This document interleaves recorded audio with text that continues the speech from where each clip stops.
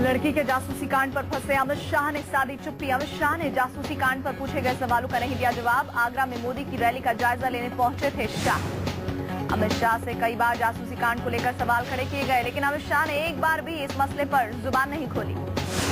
जासूसी कांड में अमित शाह और मोदी के बचाव में आए अरुण जेटली। जेटली ने कहा, मेरी फोन टैपिंग की सरकार को फिक्र नहीं, लड़की के पिता की चिट्ठी के बाद भी मामले को तूल दिया जा रहा है।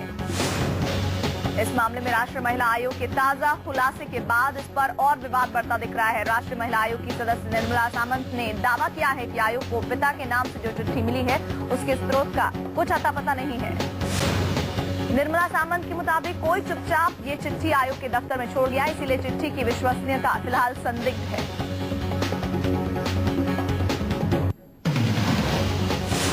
राष्ट्रीय महिला आयोग ने गुजरात सरकार को जासूसी कांड के जांच के आदेश दिए हैं। गृह मंत्री रहते हुए अमित शाह पर एक लड़की का जासूसी करवाने का आरोप है। 20 साल के एक आर्किटेक्ट की जासूसी पर गुजरात कांग्रेस ने साधा मोदी पर निशाना। कहा, सवाल नैतिकता का है। संजय जोशी का बीजेपी ने नैतिकता के सवाल पर लिया था इस्तीफा।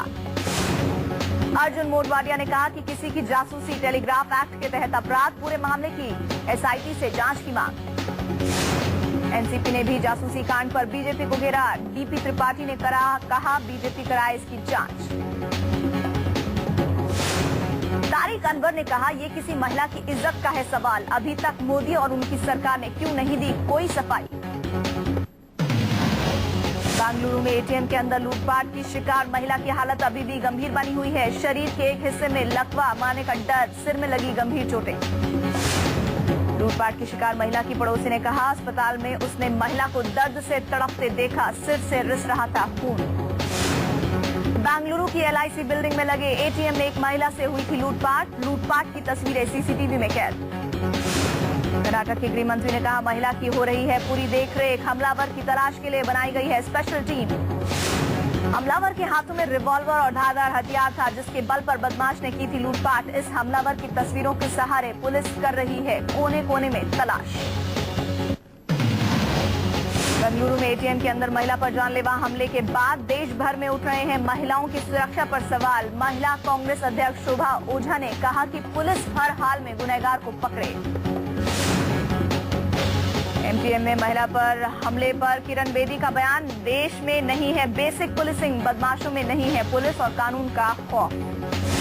मंगलवार की इस वारदात से दहशत में लोग, 3 घंटे तक महिला एटीएम के अंदर पड़ी रही थी। राहगीरों ने एटीएम की सीढ़ियों पर खून देखा तो पुलिस को जानकारी दी। 38 साल की ज्योति एक बैंक की ही कर्मचारी है। महिला घर से दफ्तर के लिए निकली थी। कॉर्पोरेशन बैंक में काम करती है महिला। न्यूज 24 ने लिया देश भर के एटीएम में सुरक्षा का जायजा। आरबीआई के मानकों की हर जगह दिखी अनदेखी, सुरक्षा के कहीं उपाय नहीं।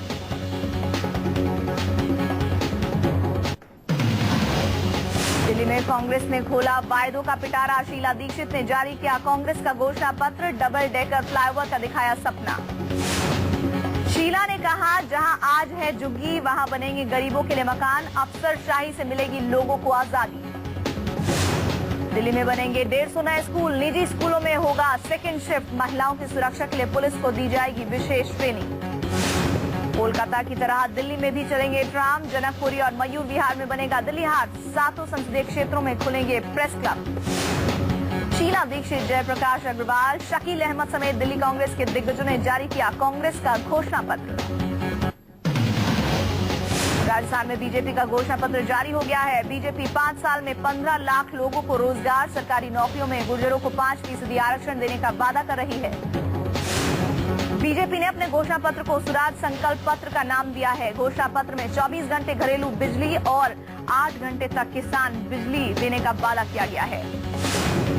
राजनाथ सिंह ने कहा कि राजस्थान में बीजेपी भारी बहुमत से सरकार बनाएगी। कांग्रेस जनता की अपेक्षाओं पर खरा उतरने में विफल रही है। देश और प्रदेश में जनता के बीच कांग्रेस अपनी साख खो चुकी है। बीजेपी के घोषणा पत्र में राजस्थान को बीमारू प्रदेश से बाहर निकालने का किया गया वादा। अल्पसंख्यकों के लिए भी कई लुभावने वादे।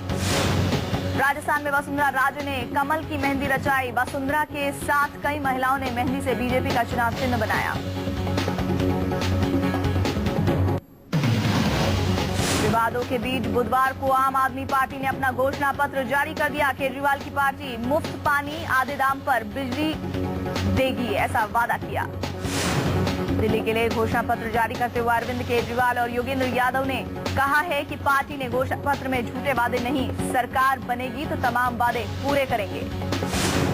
पार्टी ने घोषणा पत्र में दावा किया कि सरकार बनने के बाद महज 15 दिनों में दिल्ली जन लोकपाल कानून को जमीन पर लाया जाएगा।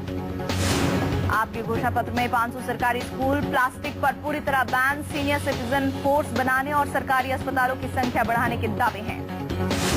केजरीवाल की पार्टी के घोषणा पत्र में दिल्ली को पूर्ण राज्य का दर्जा दिलाने का वादा भी किया गया है। बीजेपी ने कहा कि जिन्हें सरकार नहीं बनना होता है वो ऐसे ही वादे करते हैं। अन्ना के नाम पर चंदा लेने के आरोपों को केजरीवाल ने बेबुनियाद बताया। केजरीवाल ने कहा कि ऐसे आरोपों से उन्हें दुख हुआ। केजरीवाल ने कहा कि वो हर तरह की जांच के लिए तैयार हैं। अन्ना हजारे ने रालेगढ़ में कहा कि केजरीवाल और मेरे बीच कोई मतभेद नहीं है, मुझे सिर्फ चुनाव के दौरान अपने नाम के इस्तेमाल पर ऐतराज था। अन्ना की सीडी सामने आने पर प्रशांत भूषण ने कहा कि ये वीडियो सामने आया है वो ISC से निकाला गया है। अन्ना ने पिछले साल अपने लोगों को भेजकर पैसों की जांच कराई थी। अन्ना केजरीवाल पर कांग्रेस नेता मनीष तिवारी ने कहा ये गुरु चेले का है झगड़ा, लेकिन चेला गुरु से सवा शेर निकला है। दिल्ली बीजेपी के पूर्व अध्यक्ष विजेंद्र गुप्ता ने कहा अन्ना की मुहिम को केजरीवाल ने 4 महीने में खत्म किया। लोगों ने दिल खोलकर चंदा दिया था, अब लोगों का पैसा, अब उसका हिसाब तो देना ही होगा। जासूसी कांड के विवादों के बीच मोदी का तूफानी चुनावी दौरा जारी। मध्य प्रदेश के शहडोल में मोदी ने कहा कांग्रेस अगर आदिवासी स्कूलों में स्कूल देती तो बच्चे विमान देखने नहीं, विमान उड़ाने आते। मोदी ने शहडोल में कांग्रेस पर लगाया वादा खिलाफी का आरोप, कहा 100 दिन में नहीं कम की महंगाई, कांग्रेस के वायदों पर नहीं किया जा सकता भरोसा। मोदी ने कहा वाजपेयी सरकार ने आदिवासियों के कल्याण के लिए अलग से बनाया विभाग, बीजेपी करती है आदिवासियों के लिए काम। मोदी ने कहा जब चुनाव आते हैं तो एक हाथ दिखाते हैं और सरकार बनाने के बाद दोनों हाथ से लूटती है कांग्रेस। शिवराज की तारीफ करते हुए मोदी ने कहा मध्य प्रदेश के लोगों को शिवराज अपने लगते हैं, बीजेपी की रैलियों में आ रही है बड़ी भीड़। राहुल गांधी की मध्य प्रदेश की सीधी में रैली। सीधी में राहुल ने बीजेपी की शिवराज सरकार को कोसा, कहा गरीबों की नहीं सोचती बीजेपी। राहुल ने सीधी में कहा देश का गरीब और कमजोर विपक्ष को नजर नहीं आता, कांग्रेस ने गरीबों का हाथ किया मजबूत।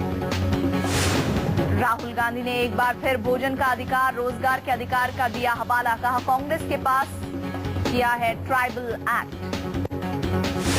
दिल्ली में राहुल गांधी ने एक बार फिर बीजेपी की मार्केटिंग पर साधा निशाना, कहा बीजेपी सिर्फ अपनी मार्केटिंग करती है। राहुल गांधी की रैली में काफी संख्या में जुटी भीड़। मध्य प्रदेश में होने हैं 25 तारीख को चुनाव।